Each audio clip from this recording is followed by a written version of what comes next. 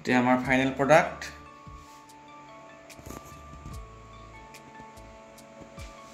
মধুসোলেং টেঙাৰ লগত ৰৌ মাছৰ আঞ্জা আমলিটো। নমস্কাৰ বন্ধুসকল, আজি আমি দেওবৰীয়া বিশেষ মাছৰ আঞ্জা বনাবলৈ লৈছোঁ। তাৰ কাৰণে আমি কিছুমান ইনগ্ৰিডিয়েণ্টছ গোটাই লৈছোঁ, সেইখিনি আপোনালোকক দেখাইছোঁ। ৰ'ব,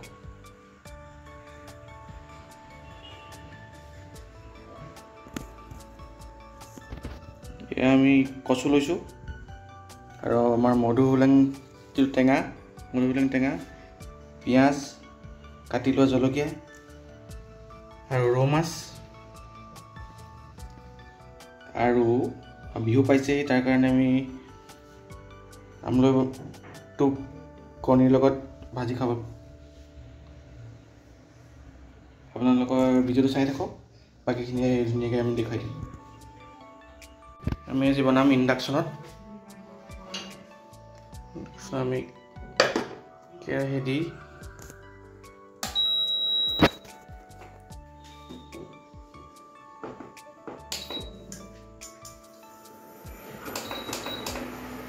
কচু তেনেকৈ গৰম কৰি ল'ম।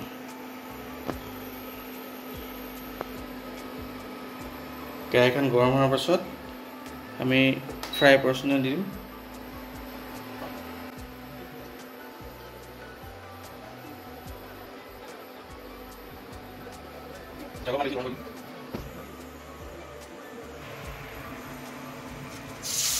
তোমাৰ মাছকেইটা ভালকৈ পিচকেইটা ফ্ৰাই কৰি ল'ব লাগিব।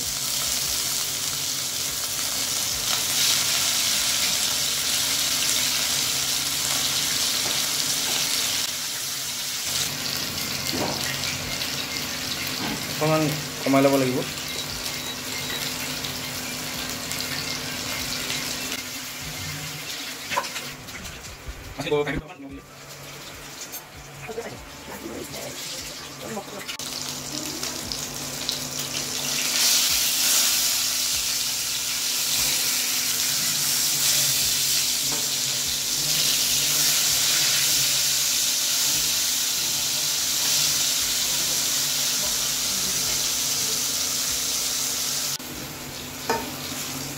মাছখিনি প্ৰায় আধা ভজা হৈছে। এতিয়া মাছখিনি সুন্দৰকৈ নমাই বাকী কামখিনি কৰিব লাগিব।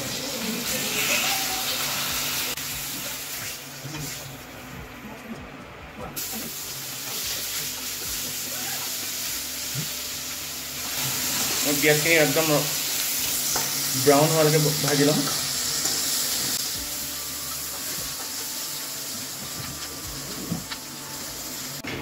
পিঁয়াজখিনি ৰঙচুৱা হোৱাৰ পাছত কচুখিনি দি ল'ম।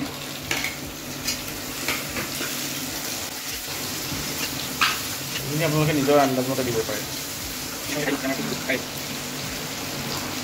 অকণমান ভাজি কচুখিনি আন্দাজমতে নিমখ আৰু আমি হালধি দি ল'ম।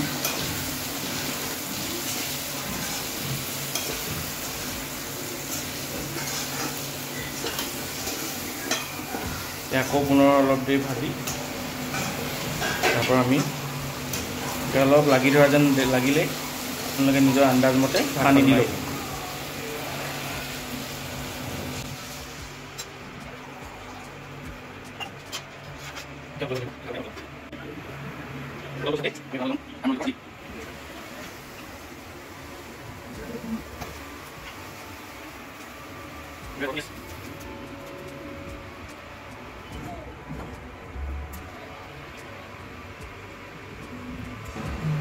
আপোনালোকে এনেকুৱা এটা কিনি ল'ব পাৰে তেল দিবৰ কাৰণে।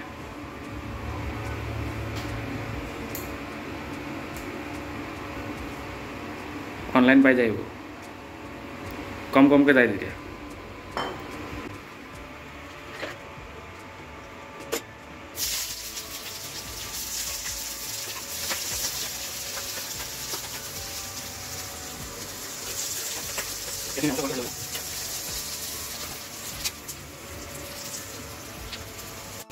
পিঁয়াজখিনি ধুনীয়াকৈ ৰঙচুৱাকৈ ভজাৰ পাছত হালধি দিব লাগিব। হালধিৰ পাছত অলপমান আন্দাজমতে নিমখ দি ল'ব। বহুত বেছি নিমখ নিদিব, অলপ দিব।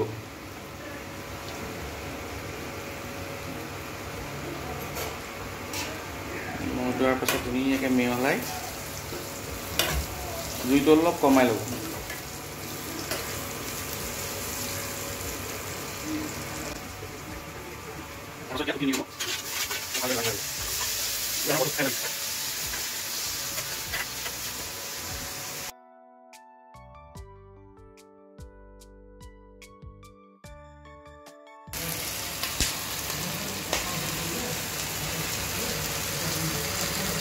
খিনি ভাজি লোৱাৰ পাছত তাতে কণী দি দিম।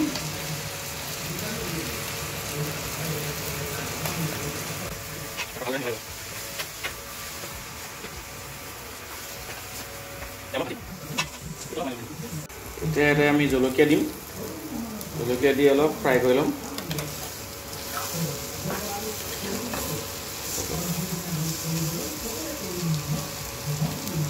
এতিয়াতো আমাৰ ৰেডি হৈ গৈছে। এতিয়া আমি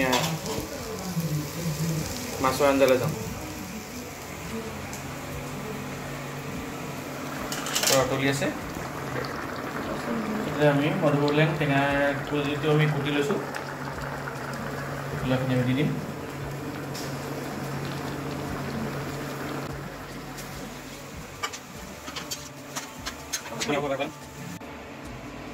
এতিয়া আমি ইয়াতে মাছ ভাজি লোৱা মাছখিনি দি দিম আৰু জলকীয়া আমি কাটি দিম।